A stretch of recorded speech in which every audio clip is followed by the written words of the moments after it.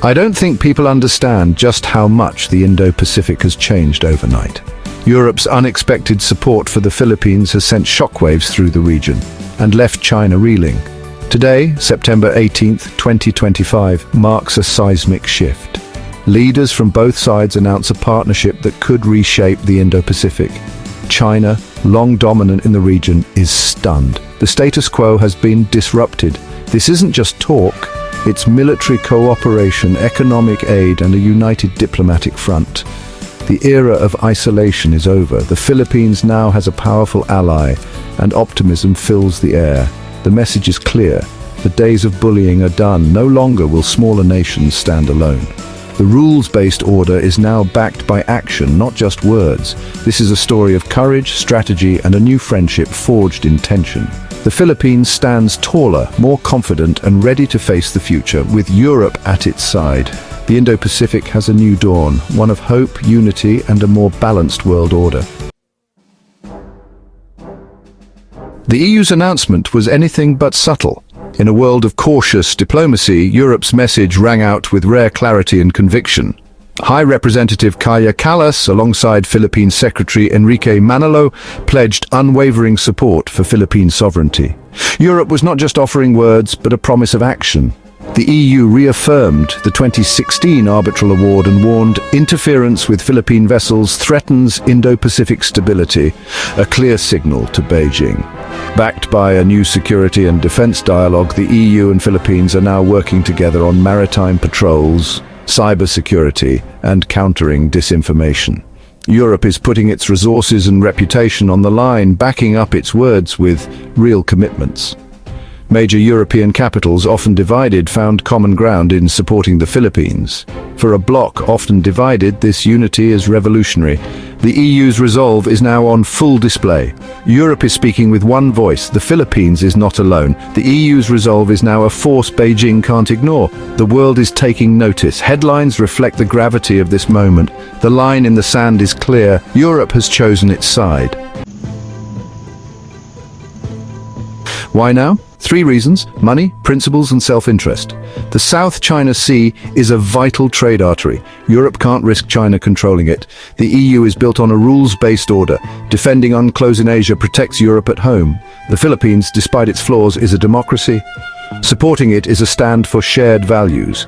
Rising authoritarianism makes democratic alliances a necessity, not a luxury. China's unchecked ambition alarms Europe. Appeasement hasn't worked. Supporting Manila is a strategic move to contain a bigger problem before it spreads. It's about defending global order and Europe's own interests. This is a calculated, clever play.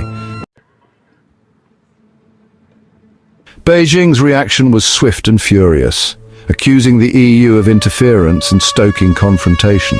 State media threatened economic retaliation, painting Europe as a pawn of the US. But this time, China's outrage feels less confident. What truly shocked Beijing was Europe's unity. Germany, France, Italy, and Eastern Europe all stood together. China's divide and conquer strategy failed. Now the Philippine problem is a European problem, complicating Beijing's calculations.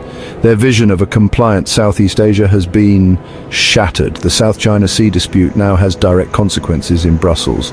China faces a strategic nightmare it didn't anticipate. The shock in Beijing is real. The balance of power is shifting.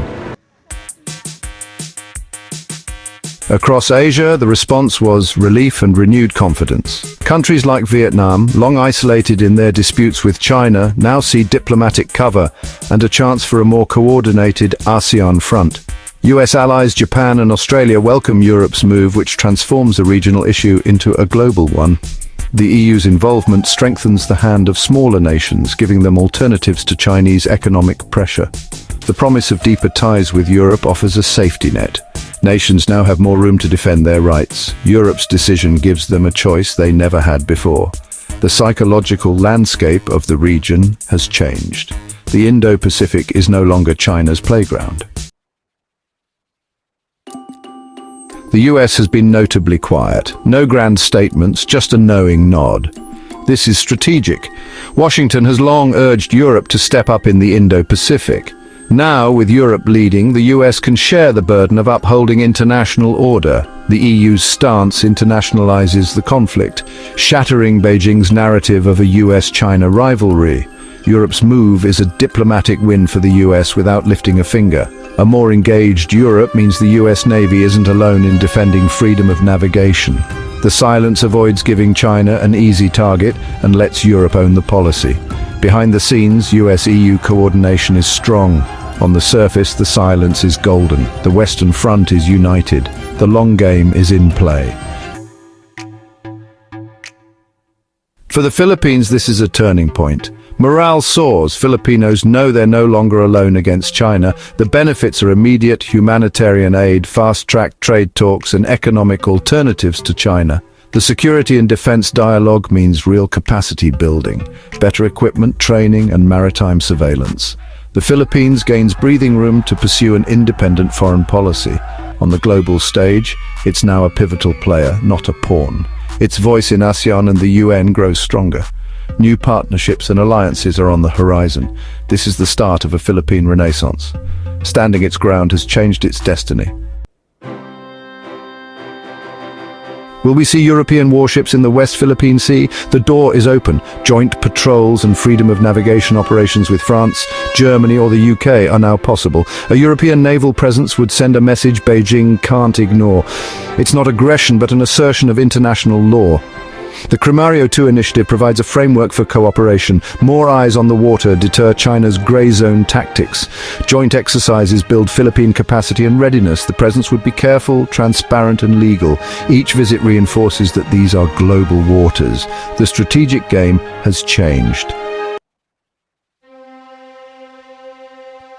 The European Union has made a bold and unexpected move, sending shockwaves through Beijing and forcing the world to reconsider the balance of power in the Indo-Pacific. With a single announcement, the EU has redrawn the map, politically, economically, and strategically, leaving China scrambling to respond and the rest of the world watching with bated breath. This is just the beginning. A new chapter in global power politics is unfolding before our eyes. The stakes have never been higher, and every move on this geopolitical chessboard could change the course of history. Around the globe, people are glued to their screens, wondering what's next. What new alliances will form and which old rivalries will reignite? Will Japan and Australia rise to the challenge and take on greater leadership roles? Can ASEAN find unity in the face of growing uncertainty and external pressure? And what about the United States? When will Washington step in and join the chorus of nations shaping the future of the Indo-Pacific? Across continents, a united front of democracies is slowly emerging, determined to defend their interests and values in an increasingly complex world. This is a high-stakes game, one that blends diplomacy, economic maneuvering, and military posturing. Every decision, every alliance, every statement is scrutinized for its potential to tip the balance.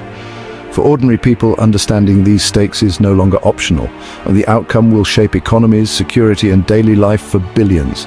The pieces are in motion, and the world holds its breath as leaders make choices that could echo for generations. The South China Sea, once a symbol of regional tension, will never be the same again. Its waters now reflect the ambitions and anxieties of a changing world order. In a world awash with propaganda, misinformation, and threats, clarity and truth have become the most valuable forms of power. Knowledge, insight, and strategy will determine who shapes the future and who is left behind. In this new era, alliances matter more than ever before. Trust, cooperation, and shared vision will be the keys to survival and success. The great game has truly begun, and every nation must decide its place on the board. In this high-stakes contest, knowledge is not just power, it is survival. The world is watching, and the next move could change